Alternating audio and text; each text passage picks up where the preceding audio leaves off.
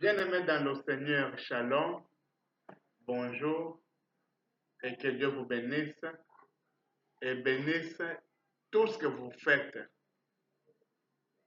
Encore une fois, nous sommes très contents, très joyeux d'être devant vous afin de partager ensemble la parole de notre Dieu. Le Seigneur est bon, il nous a fait grâce, que son très saint nom soit loué à jamais. Alors pour ce soir, nous allons lire dans Apocalypse chapitre 3, verset 20 au verset 22. Nous avons dit Apocalypse 3, 20 à 22. Nous lisons dans le précieux nom de notre Seigneur et Sauveur Jésus-Christ.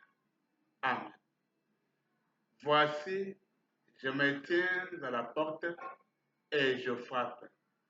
Si quelqu'un entend ma voix et ouvre la porte, j'entrerai chez lui, je souperai avec lui et lui avec moi. 21.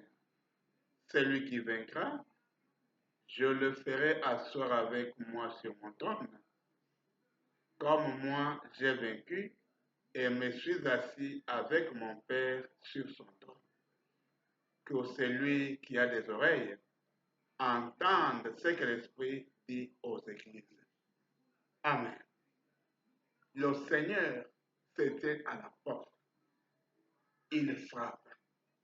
Il ne s'est pas seulement tenu comme ça et rester son ancien nom. Il se tient à la porte et il frappe. Il dit, si quelqu'un entend la voix du Seigneur qui frappe, et si quelqu'un-là lui ouvre la porte, le Seigneur entrera chez cet homme-là, chez cette femme-là, et soupera avec lui, et lui avec le Seigneur. Amen. Ça, c'est une partie. Donc, la première partie, c'est quoi? On vise à frapper, et le Seigneur va entrer si vous lui ouvrez la porte. Et deuxième étape, c'est laquelle? C'est celle de vaincre. Alors, c'est la personne qui va vaincre. Qui va vaincre? C'est celui-là qui va réussir à ouvrir la porte pour que le Seigneur entre. En ce moment-là, quand le Seigneur va entrer, il va s'asseoir avec lui, comme le Seigneur s'est assis sur le trône, comme le Seigneur s'est assis sur le trône de son Père. Voilà. Et à la fin, le Seigneur dit que celui qui a des oreilles entende ce que l'Esprit dit aux églises. C'est-à-dire quoi? Cette affaire sacrée, ce devoir sacré, pour que cela soit exécuté, il faut que celui qui va l'exécuter puisse d'abord avoir les oreilles pour entendre. Alors, pour entendre cela, parce que l'apôtre Paul nous dit dans Romains 10, 17 que la foi vient de ce qu'on entend. C'est-à-dire qu'il faut d'abord avoir la foi pour entendre cela. Et si la foi n'est pas dans la personne n'aura pas comment entendre. Donc, pour entendre cela, afin de vaincre, premièrement, il vous faut avoir la foi. Sans la foi, vous n'aurez pas comment entendre pour vaincre. Amen. C'est ça qu'il faut d'abord faire. C'est pourquoi, mon frère, ma soeur, toi qui m'écoutes, toi qui me suis, sache que, en premier lieu, tu dois d'abord avoir la foi pour vaincre. Amen. Au cas où vous n'avez pas la foi, vous n'aurez pas à entendre. Alors, pour entendre, il vous faut avoir la foi. Alors, quand vous allez entendre, vous allez mettre ça en pratique et ça va très bien marcher. Vous mettrez ça en pratique et ça va très bien marcher pour vous et tout sera bien. Pourquoi? Parce que vous avez écouté, vous avez entendu. Pour montrer que si vous n'avez pas écouté, si vous n'avez pas entendu, pas moyen d'appliquer. Parce que vous n'avez rien entendu. Voilà pourquoi il faut avoir la foi. Quand vous avez la foi, vous aurez bien sûr entendre ce que le Seigneur vous dit pour la mettre en pratique. Pourquoi? Vous êtes à écouter quand le Seigneur va frapper à votre cœur.